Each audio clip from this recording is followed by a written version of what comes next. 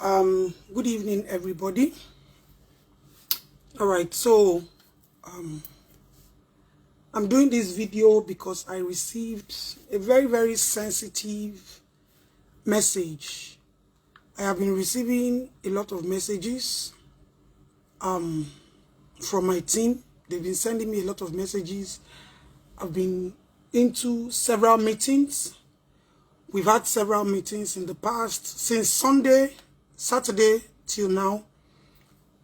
I've been attending several meetings, and this evening my manager just sent this to me. Somebody sent this message from Instagram. I don't know if you can see it, but yeah, okay, so I think it is clear now. So somebody sent this message to me from Instagram, and I'm going to read this message. Good evening, ma. I hope Baba Shabi and Ashabi are in good health. Please, it's been a while your golden voice has been heard regarding the situation of the country. You are one of the fearless, vibrant women the youths look up to in the present time. Please, regardless of anything, please, if the youth have failed you in any way, please, regardless of anything, your brave and strong voice is needed in respect of the situation in the country and the proposed nationwide hunger and bad governance peaceful protests. This is the message that person sent, and my management sent it to me. First of all, I'd like to clear the air. I am not angry with anybody. I don't have any reason to be angry with anyone. I don't have any moral justification to be angry with our youth. I don't have any spiritual justification to be angry with our youth. I might be one of the, people that has been trolled on social media, blackmailed. A lot of things has been written about me. A lot of things has been said about me. And I don't respond. I don't respond not because I'm a coward. I don't have anything to say. But we all have our purpose in life. And shut it down. Larry. We all have our purpose in life. And we should learn to choose our battles. You know, I feel sad for this generation. And to an extent, I am happy for this generation because some of them are making it. They are breaking the chain of poverty. They are using what they have to get what they need. A lot of people have become content creators. Some of them have become TikTokers. Some of them have become dancers and all of that. And I am happy. I am happy because one of the reasons why we want a better Nigeria is for the chain of poverty to be broken. I'm also sad because some people are also suffering, lifeless, speechless, wandering on the streets. Our girls are the ones suffering for all these things. Our children have become professors of crime. Our young girls don't understand the values they carry as girls anymore. They believe that womanhood is just about breast and yash. It's sad. It's painful. But that is what the society and governance has turned them to be. What right do I have to be angry with these young children? Because they bully me, because they troll me? Do they know any better? They don't. The youth don't know any better. What did they grow up to know? Nothing. What did they inherit? Bad governance, poverty, education with no job. They didn't inherit anything better. So what are we expecting them to do? A lot of people have failed them in the past. A lot of people have come out to want to speak for them. A lot of people have come out as maybe activists, social media this, and they've betrayed their trust. So these children are guarded. They want to fend for themselves. They want to speak. Our children don't know the history of where they are coming from. A lot of these youth don't know the history of Nigeria. They don't know the sacrifices that have been made. They don't know the hurdles that have been jumped. They don't know the battles that have been fought. All they know is there's poverty in Nigeria. All they know is they want to leave Nigeria. All they know is they don't want to be educated. All they know is they want to sing. All they know is they want to be on the fast lane. All they know is they want to be Yahoo. Am I going to blame them? No. In as much as I love my mother and I love my father, there's something I always tell my parents. They failed. They failed. They failed me because they couldn't speak for me. I cannot afford to fail this generation. And that's why I would always speak for the youth. I don't need anything. I don't have anything, but I don't need anything. I don't value money. A lot of you people don't even understand the most expensive and the most valued relationship in life, money, currency in life. It is not pounds. It is not dollars. The most valued currency in life is relationship that you build and the legacy that you leave.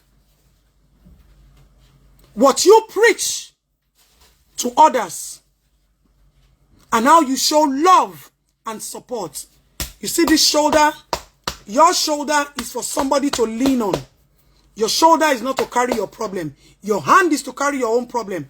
And your shoulder is for somebody else. Lean on me when you're not strong, and I'll be your friend. How many of our youth can sing that song? They don't even know what it is. All they know is auntie, shut up. The only English they can speak is Cloutina. If a youth knows the dictionary from beginning to the end, the only thing they know in the dictionary is they chase clouds. Can we blame them? No, we cannot blame them. Can we fault them? No, we cannot fault them. This person who has sent this message to me now feels like they need my voice or they need my presence for the protests. Am I going to join the protests? Please, I want to plead with you. This message is going to be very, very short. We cannot continue to use the media space for destruction. We cannot continue to use the media space for personal negativity. This space is for us to grow our country, to revive and resuscitate our motherland. You can be a citizen of America. You can be a citizen of Canada. You can jackpot. We all have jackpot one way or the other. But the only thing that you cannot trade is your motherland. Your motherland is Nigeria. People who are in diaspora, they hear news sometimes before us because they always want to know what is on ground. But they have gone. But their heart and their mind is still in Nigeria. I want to say it loud and clear to the youth. This message is very, very touching. The youth have not offended me in any way. When it is necessary for me to speak and lend my voice, I will lend my voice. When it is necessary for me to support, I will support. As a matter of fact, every day of my life I support. I am more popular on the street than on social media. I have been around for a while. Since 2007, I have been a field worker. I cannot count how many slums I have been to. I cannot count how many hospitals. I cannot count how many dead bodies. I cannot count how many bloods I've had to carry due to bad governance, poor health system, poor economy, poor social protection. I have no reason to keep quiet. And I have no reason to slow down.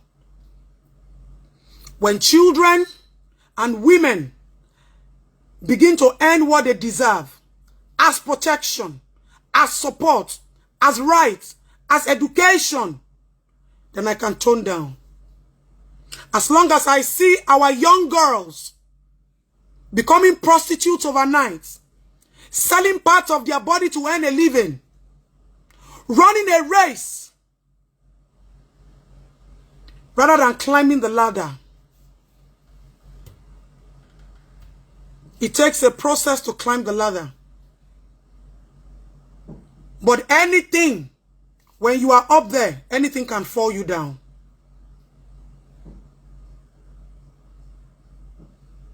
It's very, very easy to fall.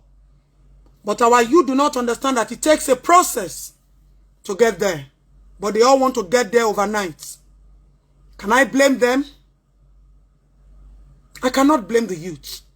I don't encourage them, but I cannot blame them. Do they know better? No, they don't. This generation does not even know their right from their left. Anything that brings money, they will do it, as long as they are cashing out. Please, I want to plead with you all. If we cannot afford to set our stones right, we will fall. And there's something I say all the time. The children that we fail to protect, the children that the government fails to provide for, the children that the government fails to fend and defend, they will raise guns at us tomorrow. The guns might not be ammunition, but the words of their mouths and their actions, they're already raising the guns at us. They're already seeing us as failures. The people who you think have the voice and should stand for you, their pockets are empty. They can't rise because they need their pockets to be filled. They wear all sorts of costumes, photo shoots, and work on the mental intelligence of the citizens, of these youths, because they know that that is what attracts them. Psychological intimidation, mental oppression. I weep for the coming generation. I weep for our youths. But the only thing I'll continue to say is, Nigeria does not need prayers. We only need actions, rising up to our responsibilities, understanding what our problems are, and coming together, supporting each other, embracing each other, that we have a common problem. And this common problem is the common problem of our motherland. Some of us are not religious. Some of us are religious. Some of us are not Christians. Some of us are Christians. If you cannot hear the voice of spirituality or religion, you should be able to hear the voice and the echoes of your motherland. The labors of our past heroes saved us. What are we doing to save our own coming generation? Are we just here to wear clothes, show off cars, show off jewelry, show off handbags, and we say it doesn't concern us? Every day in a dial. Every day in a dial. In as much as we are talking, we are raising our voices, we are agitating, we should also pick one responsibility for the government. What are you doing? I am doing my own little. What little are you doing? You no concern, na me and you they suffer amo. You no concern, na me and you they suffer amo. Take this to bed. Lil Perry, I see you. One thing I'm very hopeful for, it's going to get better.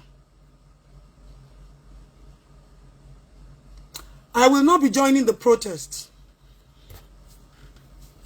I don't have any spiritual instructions. I don't have any reason to want to join the protests.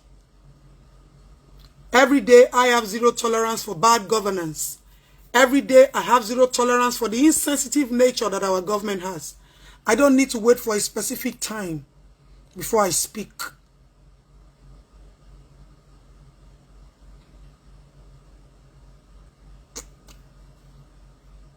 I pray that in our own time, we'll be able to do as much as we can to make sure that Nigeria is valued again.